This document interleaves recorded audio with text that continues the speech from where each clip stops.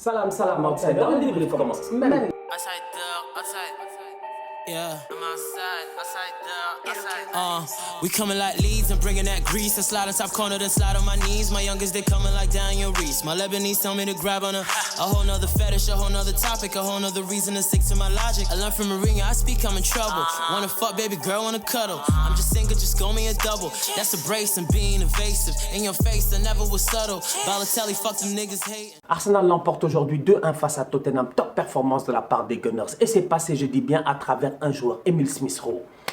Emile Smith-Rowe, j'ai envie de dire même c'est passé à travers plusieurs joueurs, mais c'est plutôt les jeunes, la jeunesse qui porte cette équipe d'Arsenal là. Tottenham a joué en Europa League cette semaine jeudi. Arsenal a joué en Europa League cette semaine jeudi. On est tous les deux fatigués. On arrive, je dis bien, dimanche. C'est laquelle des deux équipes qui a le plus couru?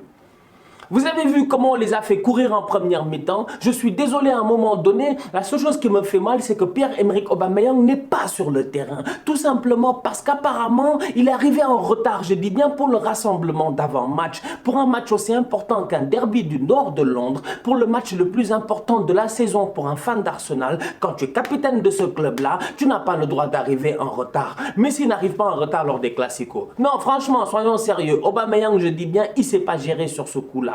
Arteta s'est fâché, il l'a mis sur le banc. Quand il a mis son 11 de départ sans Aubameyang, je me suis dit qu'il va claquer les buts. La preuve, pendant les 20 premières minutes, les 25 premières minutes, il n'y a aucun problème. On domine le game. On domine le game. Franchement, Smith-Rowe, il est sur le côté. Lui et Tierney, les dédoublements, ils sont en train de tuer le boy Doherty. Mais sincèrement, on a failli les tuer aujourd'hui. Bukayo Saka, il est sur son côté sans aucun problème en train de bouffer le boy Reguilon. Arsenal est en contrôle total. Pourquoi? Parce que les jeunes sur le terrain, en toute honnêteté, encore une fois, ils ont sorti une top performance. Smith-Rowe ne rate rien. Smith-Rowe en 1 contre 1, il te dribble. Smith-Rowe ne va pas vite, mais c'est un faux lent. Smith-Rowe, c'est un gamin, mais il est dangereux. J'ai envie de l'appeler Kirikou. C'est incroyable, c'est incroyable. À côté, t'as Martin Odegaard. À un moment donné, sincèrement, je parle à Florentino Pérez, je parle aux fans du Real Madrid. Zidane ne veut pas de Odegaard. Soyez honnête avec vous. Soyez honnête avec vous. Zidane ne veut pas de Odegaard. Si Zidane voulait de Odegaard, il aurait gardé Odegaard. Odegaard, c'est la pépite du football norvégien. Avant Haaland, il y avait Odegaard. On est là en train de nous fatiguer de Haaland. Odegaard, ça fait 5 ans qu'il a percé depuis très longtemps, je dis bien, en termes de pépites. Ça fait 5 ans qu'on parlait déjà de Odegaard. Le seul problème, c'est qu'on ne savait pas, le boy là, je sais pas, il avait besoin d'être prêté. Il a été prêté partout. Il est arrivé à Arsenal. Aujourd'hui, il joue. Il est titulaire. Il est arrivé. On dirait que c'est un Londonien. C'est un London boy. Je suis désolé. Aujourd'hui, le boy Odegaard, si vous l'aimez à Madrid, si vous voulez que cet enfant-là fasse une carrière respectable, j'espère vivement que vous allez lui conseiller de rester à Arsenal. Parce qu'aujourd'hui, en toute honnêteté, Odegaard, en position de numéro 10, à Arsenal, il est trop bien. Il est trop bien. Tu avais Smith-Rowe sur le côté gauche, tu avais Saka sur le côté droit, tu avais Odegaard, je dis bien, en électron libre derrière Lacazette. Et Odegaard, il a très bien, je dis bien, tenu son poste. Il a été excellent aujourd'hui. Il a claqué son but. Donc franchement, en toute honnêteté, je regarde le match face à Tottenham et je me dis, c'est dommage. On les a battus que 2-1. On aurait dû les taper 3-0 en première minute. Smith-Rowe, excellent. Odegaard, excellent. Un autre gamin qui est encore une fois excellent, c'est Kieran Tierney. C'est un joueur complet. C'est-à-dire qu'aujourd'hui, sincèrement, je suis désolé, mais en première ligue, quand on va parler des meilleurs latéraux gauche de la saison, ok, c'est vrai que Cancelo, il nous fatigue. Parce que Cancelo, on ne sait pas s'il est à droite ou s'il est à gauche. Mais à un moment donné, Tierney, quand même, il est dans la discussion. Parce que Tierney, c'est le meilleur joueur d'Arsenal, j'ai envie de dire. C'est le meilleur joueur d'Arsenal. J'ai envie de dire, donnez-lui le brassard de capitaine et peut-être même que ce sera notre capitaine. Parce que Tierney, tu sens que c'est un travailleur dans l'âme. Le boy, il fonce tête baissée, il s'en fout, il n'a peur de rien, il tacle, il défend, il attaque hyper fort. Et c'est pertinent parce que ça engendre des choses. C'est pas comme les Vinicius. Et voilà, les gars vont se fâcher. Oui, Stan, Vinicius. J'ai lu vos commentaires hier. J'ai dit, les gens pensent vraiment que moi, j'ai quelque chose de personnel contre Vinicius. Je le vois aujourd'hui, je lui donne une photo. J'ai dans une photo, mec, je discute avec lui, je lui dis, mais frérot, quand même, qu'est-ce qui s'est passé? Dis-nous sincèrement. Toi, tu n'es pas guinéen ou un truc comme ça. Non, franchement, je vais discuter, je vais faire des blagues avec lui. Vous pensez réellement que j'ai quelque chose contre lui? Bref, tout ça pour dire qu'aujourd'hui, Kieran Tierney, il est percutant, mais il est percutant de la bonne manière. Et aujourd'hui, offensivement, encore une fois, il a pesé. Passe décisive pour Odegaard, top performance de sa part. Du côté de Tottenham, quand même, bon, écoute, si j'enlève toute la passion, le fait que je sois fan d'Arsenal et tout ça, je regarde la performance de Tottenham, il y a de quoi péter des câbles. Gareth Bale, ça fait combien de matchs qu'il est bon? Ça fait 3 matchs, il est excellent. Il claque ses buts, il est magnifique, il fait des passes décisives externes du pied. Tu le vois en train de sautiller, de courir, de sourire, de claquer des têtes. C'est le Gareth Bale qu'on connaissait. Il arrive aujourd'hui pour la première fois depuis 2013. Il est titulaire dans un derby de Londres face à Arsenal. Aucune motivation, aucune détermination. Aide ton latéral, défends avec ton latéral. Il n'est même pas là. Il n'a jamais aidé le boy Doherty. Toute la première mi-temps, Kieran Tierney est en train de se promener. D'ailleurs, Kieran Tierney, pendant tout le temps que Gareth Bale est sur le terrain, il est en train de se promener. Donc aujourd'hui, je suis désolé quand même. Au niveau de Tottenham, il y a des joueurs qui n'ont pas joué. Gareth Bale, il a été mauvais. Doherty, j'en parle même pas. D'ailleurs, c'est un fan d'Arsenal. Les vrais fans de Tottenham, les gars qui suivent la première ligue, ils savent. Doherty, quand il a été recruté par Tottenham, il a dû aller sur Twitter, supprimer tous les tweets où il avait marqué I love Arsenal, Arsenal to death, I'm die for Arsenal, Arsenal. Toute sa vie, c'est Arsenal Doherty. Aujourd'hui, bon, c'est comme ça la vie. Malheureusement, les contrats, tout ça, ça t'amène quelque part d'autre. Il joue à Tottenham. Le boy, il arrive à Tottenham, il joue contre Arsenal. Tu sens réellement que dans son cœur, il ne pouvait pas faire une top performance. Mais il a fait un match pourri. D'un autre côté, franchement, Harry Kane, il a manqué de chance. Parce que Harry Kane, en fin de match, le coup franc qu'il a posé, le poteau qu'il a touché, on a eu peur.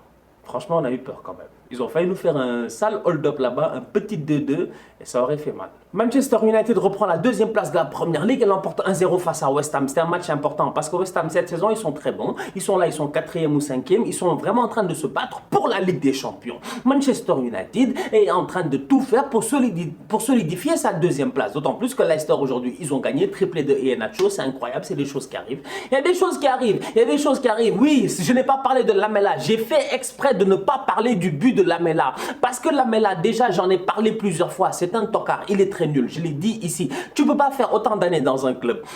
Lamela n'est pas un enfant. Les gens sont en train de s'extasier. Ouais, Lamela. Vous savez, Lamela... Lamela, depuis qu'il a 19 ans, il joue au football. Lamela, ça fait combien d'années il est à Tottenham? Je vous l'ai dit, il n'a jamais percé, il n'a jamais réussi à être titulaire. Aujourd'hui, il nous met une rabona. Ok, coup du foulard, je suis d'accord. Mais il a fini le match comment? Comme un tocard. Pourquoi? Parce qu'il a eu un carton rouge. Donc, à un moment donné, sincèrement, ne me fatiguez pas avec la performance, je dis bien, du boy Lamela. Manchester United, ils ont joué face à West Ham, ils ont gagné 1-0. Ils n'avaient pas le choix parce que Leicester avait déjà gagné aujourd'hui, au courant de la journée, avec un triplé de Iheanacho. Maintenant, au niveau de United, moi, j'ai un problème. Les fans de United, s'il vous plaît, dites-moi. Votre équipe là, quand vous la voyez jouer et que vous regardez le match face à West Ham, faites pas un mauvais match. Faites pas un mauvais match. Défensivement, vous êtes très bon, vous êtes solide et tout. West Ham, comme je dis, c'est pas n'importe quel adversaire. Il n'y a aucun problème. Mais aujourd'hui, au niveau de l'animation de jeu, on parle beaucoup d'animation de jeu quand même. Ça peut être un grand mot, un grand terme, excusez-moi, utilisé comme ça. C'est quoi l'animation? C'est quoi le système? C'est quoi la philosophie de jeu? À United, je suis désolé, il n'y a pas d'animation de jeu, il n'y a pas de système de jeu, il n'y a pas de philosophie de jeu. À United, c'est les gars, vous êtes 11, on y va, Inch'Allah, faire good time, on va claquer des buts. Parce qu'à un moment donné, sincèrement, il faut commencer à nous respecter. Je regarde cette équipe-là et je me dis, si Bruno Fernandes se blesse demain, vous êtes foutus. Et Bruno Fernandes, cette saison, même s'il n'a pas eu de blessure, il a eu quoi à un moment donné? Un down. On ne l'a pas vu pendant près de 4 matchs. Qui vous a sauvé à ce moment-là? C'était les débuts janvier, tout ça là, c'est Pogba. Il est venu claquer des buts face à Burnley, tout ça. Mais Pogba n'est pas là en ce moment. United joue des matchs. Rashford ne claque pas de but. Je ne comprends pas. Franchement, je regarde United et je m'inquiète. Dans le style de jeu, toutes les actions dangereuses passent constamment par Bruno Fernandes. Ce pion-là, si tu l'enlèves, mais comment vont-ils faire pour créer des actions dangereuses? Franchement, le boy James, il ne sait faire que courir. Si tu le lances, il court, il est il est en pleine vitesse de croisière, il va aller vite, peut-être il va faire une frappe croisée ou tout ça. Mais James, dès qu'il se met à courir, il a la tête dans le gazon. James ne lève jamais la tête. James, vision de jeu, zéro. À un moment donné, je regarde le boy Greenwood, je regarde son match et j'ai mal. Parce que Greenwood, c'est un gamin. Il a du talent. Le problème, il est simple, c'est qu'il manque de chance, mes boys. S'il te plaît, marque le but, ouais. Toutes ces courses aujourd'hui étaient parfaites. Et chaque fois qu'il part, c'est constamment presque une passe toujours de Bruno Fernandes. On lui donne le ballon, il l'enroule pas, le gardien fait l'arrêt. On lui donne le ballon, il touche le poteau. Aujourd'hui, je suis désolé au niveau de United, ils ont besoin d'un attaquant. Au prochain mercato, la seule chose à faire, c'est quoi? C'est d'aller chercher un attaquant. Je ne sais pas qui ils vont aller chercher. En première ligue, il y a des boys qui sont là. Il y a des Calvert-Lewin, il y a des Richarlison. Je ne sais pas. Aller chercher un neuf, mais United a besoin d'un neuf choco, jeune, frais, physique, bon, capable de fixer, être dans la surface de réparation, peser. Franchement, tu ne peux plus continuer avec des ailiers que tu essaies de transformer en neuf. C'est pas possible. Martial ne sera jamais un grand neuf. Greenwood ne sera jamais un grand neuf. En tout cas, pour le moment, franchement, je le préfère sur le côté. Le boy, comment il s'appelle là? Tu vois, j'ai commencé à parler, le soleil est sorti. Je commence à parler, le soleil est sorti, tu vois? C'est que les gens pensent que tu... Les rayons du soleil, je te dis. C'est ce que je dis là, c'est la vérité. Vous ne pouvez pas continuer comme ça. Vous êtes deuxième, ok. Vous avez gagné aujourd'hui 1-0, un but contre son camp, ok. Vous avez battu City 2-0, ok. On vous a vu face au Milan, ok. Mais bon, vous n'êtes pas d'attaquant. Hein. Vous n'êtes pas d'attaquant. Rashford, 2 têtes d'affilée, claque la tête, il est incapable de le faire. Mais je n'ai jamais vu une équipe comme ça. C'est pas possible. Franchement, Manchester United, je vous l'ai dit, c'est l'équipe la plus compliquée à débriefer parce que tu peux pas... United, tu peux dire qu'ils sont nuls, demain ils vont gagner 5-0. Après on va dire Stan, j'avais dit non, pas d'attaquant, mais ils ont mis 5 buts. Franchement, c'est compliqué.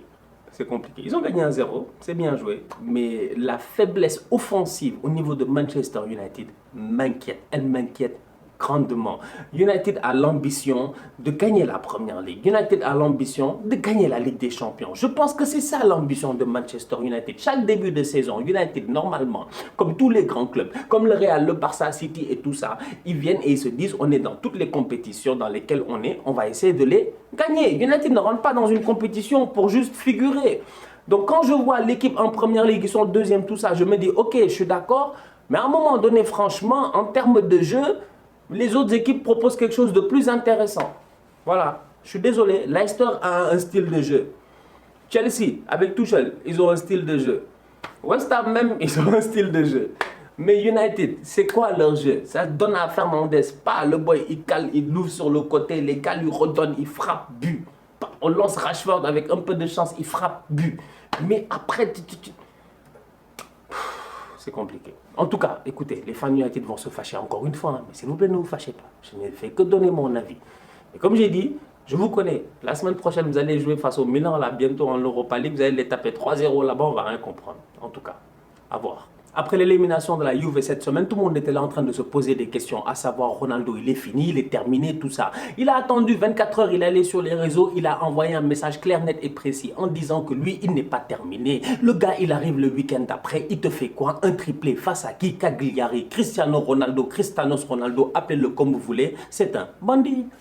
Vous-même, vous savez, franchement, il est venu, il a claqué un triplé en 30 minutes. Il n'a pas eu beaucoup de temps à faire un triplé parfait. Pied droit, pied gauche, tête. Il y a les uns, il y a les autres, il y a Cristiano Ronaldo. On va être très très sérieux. La frappe qu'il a mis pied gauche, elle est sensationnelle. Le troisième but, il est juste magnifique. Le boy, il a contrôlé le ballon. Bah, il s'est arrêté, il a fait passement de jambes. Pouf. Il a frappé sur le gardien. Il a boulé le ballon sur le gardien. Le gardien a mis sa main, le ballon a transpercé sa main et c'est rentré. Franchement, Cristiano Ronaldo, encore une fois, il sort une top performance. La Juve a gagné face à Cagliari, mais tu regardes la deuxième mi-temps de la Juve.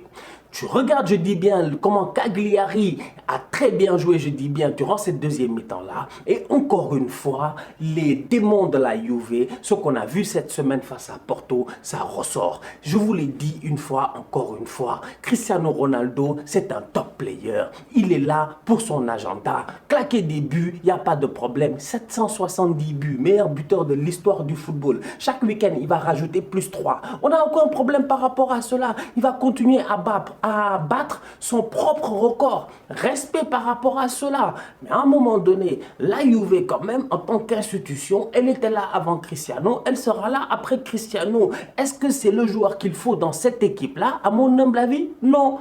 Le match face à Cagliari, normalement, ils doivent le gagner, même sans Ronaldo. Même si derrière, lui, il a fait ça. Performance. Franchement, il n'y a rien à dire. Cristiano Ronaldo, c'est un top player, c'est un très très grand joueur. Mais à mon humble avis, dans l'animation de jeu, quand je vois la Juve, ils ont énormément de lacunes. Et les lacunes là ne sont pas forcément offensif. Ok, Paulo Dybala, cette saison, ça a été compliqué et tout, mais si le boy, il revient, il est en pleine forme, il enchaîne les matchs, Morata est là, vous avez vu Chiesa, comment il a été excellent encore une fois aujourd'hui, c'est-à-dire il y a tellement de il y a des prospects, il y a de quoi faire une bonne mayonnaise, les œufs, ils sont frais, ils sont bons.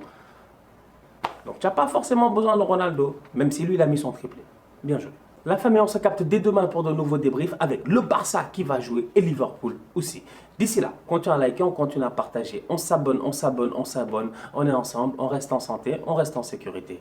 Tous outsiders.